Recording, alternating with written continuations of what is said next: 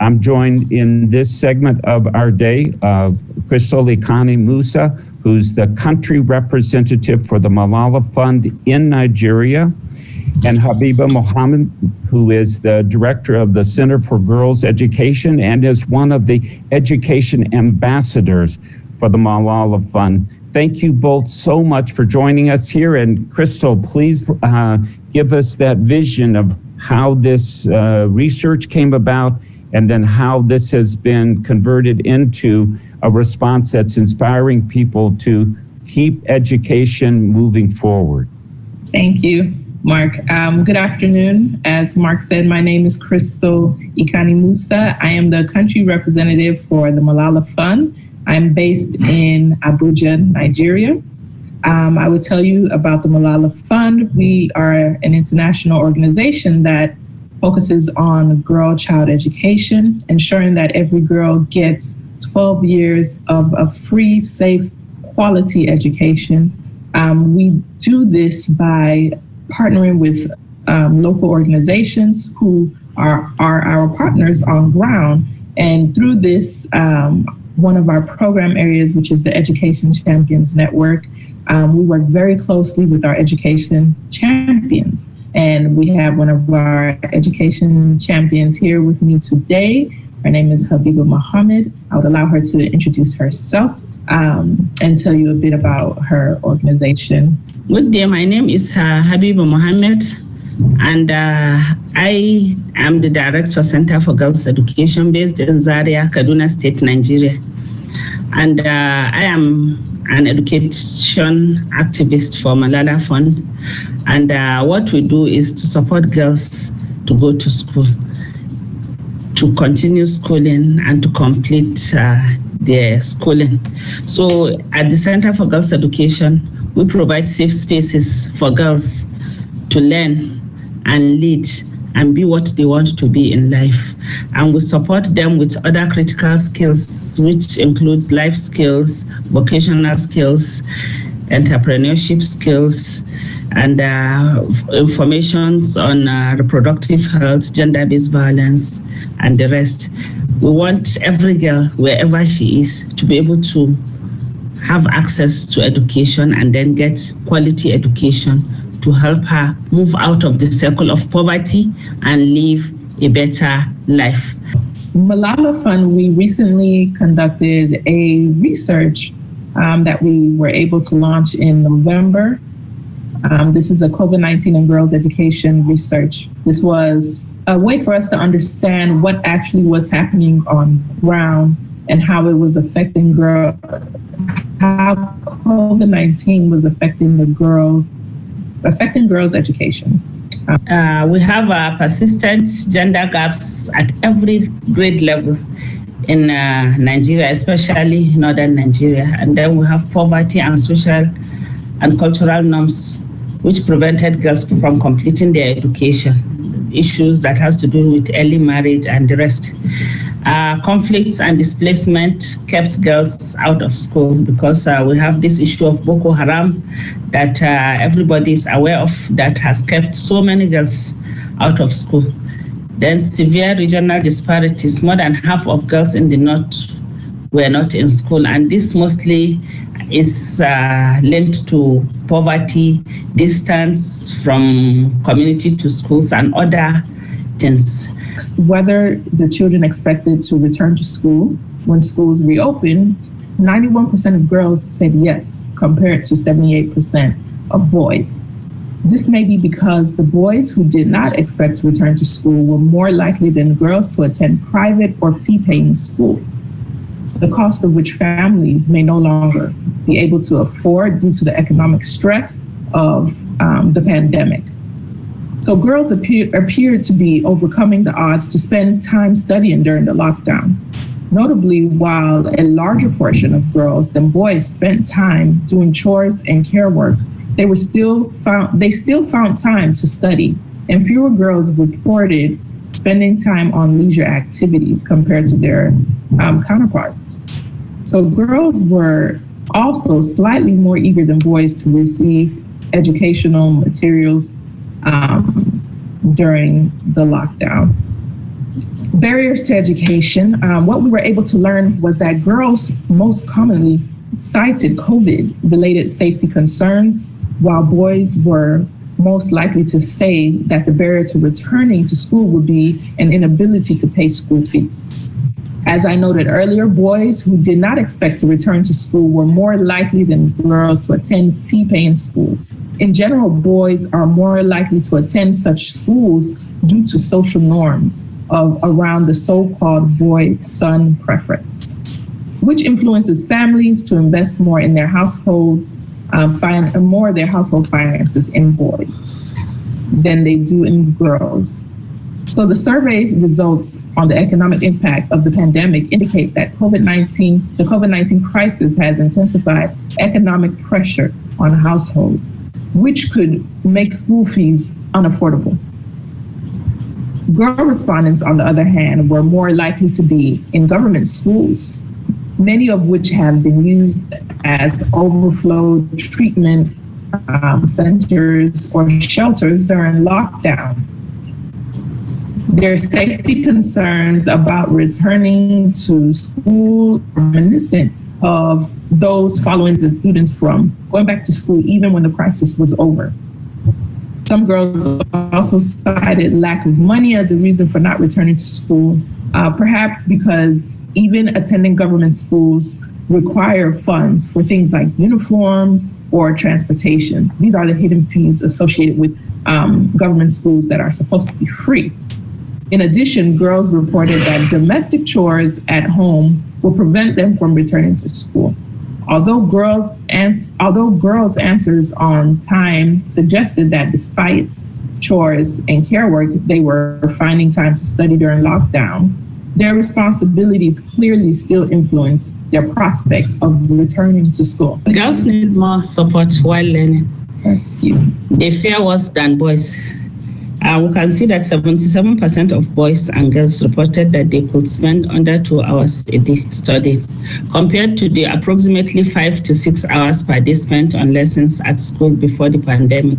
This could be due to one, low technology access. Students who were able to use smartphone at home reported not always being able to afford data.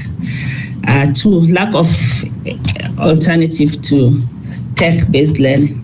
Only 9 out of 1,300 households reported having received education materials. Just 3% of households received support of any kind from school or teachers. Then we have the third, which is insufficient support at home for girls. 1 out of 4 girls, or 50% more girls than boys, said they received no learning assistance of any kind from anywhere. So economic stress on households. Over 80% of adults reported facing financial difficulties during the pandemic. Less than 10% felt they have sufficient employment opportunities where they live. And 52% stated that they did not have enough food at home and they were using various coping strategies that could ultimately have negative impact. So effectiveness of alternative learning options. One, we have distance learning. Distance e-learning and our educational TV or radio was not accessible to all. Was not accessible to all when the required devices were present in the home. Offline materials such as take-home packs or textbooks were not available. In a government survey, offline options were not common among 22 states surveyed. So bringing children back to school. Students are reluctant to return to school due to fear of being exposed to the virus. So it is imperative that government find ways not only to ensure that schools are safe, but also to communicate school safety to students, because most students felt that since most of the schools were used as places where COVID-19 patients were kept for isolation, they felt that the virus is still there in school. So it's like that fear of going back to school and then contacting the disease is there Our survey revealed the difficult financial strains facing many households in Nigeria during the pandemic, especially those dependent on the informal economy for income. For example, in most of our communities, mostly parents will go out to seek for what they will eat that day. And it was very difficult to be able to survive on this during the COVID because of the lockdown and the fear that when you go out, you will contact the disease. Most girls were married off because parents are seeing them as a burden. They are feeling that if the girls are married off, they will have an easier life because at least minus one mouth to feed will be easier for them. So this issue of early and forced marriage was so rampant during the COVID. In Nigeria, during this pandemic, the rate at which we had issues of gender-based violence, rapes, for example, were on the very high side, which tends to make this issue of COVID to be a disaster for us because most girls, especially the very young ones, have been subjected to various forms of abuse. So girls need to be protected. They need to understand that in getting education, they can be safe too. So we ended our research report with recommendations that we have for all levels of government and even some stakeholders as well. And so the first recommendation is to provide gender equitable and inclusive distance learning support to all students through current and future school closures. We need the federal government to review their Learn at Home program. This was the alternative learning option that they provided. Review it and to make sure that the marginalized populations actually have access to this program. State governments should also work with development partners and the state universal basic education boards to scale up their efforts to provide offline learning materials. Our findings show that majority of the participants did not receive any of the learning materials that the government said that they were providing. Our second recommendation is to ensure safe and gender responsive school reopenings as soon as possible. So schools were reopened in Nigeria in October, around October 12th. We're back in another closure. We don't know for how long. This was just announced this week. But regardless of that, we want the government to start thinking, the federal government to start thinking of ways that they can open back up in a gender responsive way. And so we've recommended our back to school girls guide to them for recommendation. We also recommend that that the federal government provides states with financial and technical capacity and support to help them within the state level to make schools also safe from COVID-19. And then to communicate health and safety measures to make sure that everyone is staying safe, teachers included, and to work closely with development partners so that together we can roll out a program that's education specific on conditional cash transfer programs or stipends. Then our third recommendation is to mitigate the economic effects of the COVID-19 crisis to help families prioritize education. And so we would like to see the federal and state governments to scale up social protection to help mitigate the negative coping strategies that that could impact re-enrollment, such as rushing girls into marriage. We also would like to see the government to launch an independent audit into the effectiveness of the homegrown school program, which is something that they were implementing before that was a feeding program for students as well. And the last recommendation, which is to protect progress for girls' education and rebuild the education system with gender at the center to promote inclusive growth and ensure every girl can learn. So the government on all levels needs to establish emergency financing packages for education. In case we encounter something like this again, we need to be prepared. and also to make education a key component of disaster risk preparedness strategy. The Nigerian education sector was already fragile at this point. It's crumbling with 36 million children were out of school during the school closures.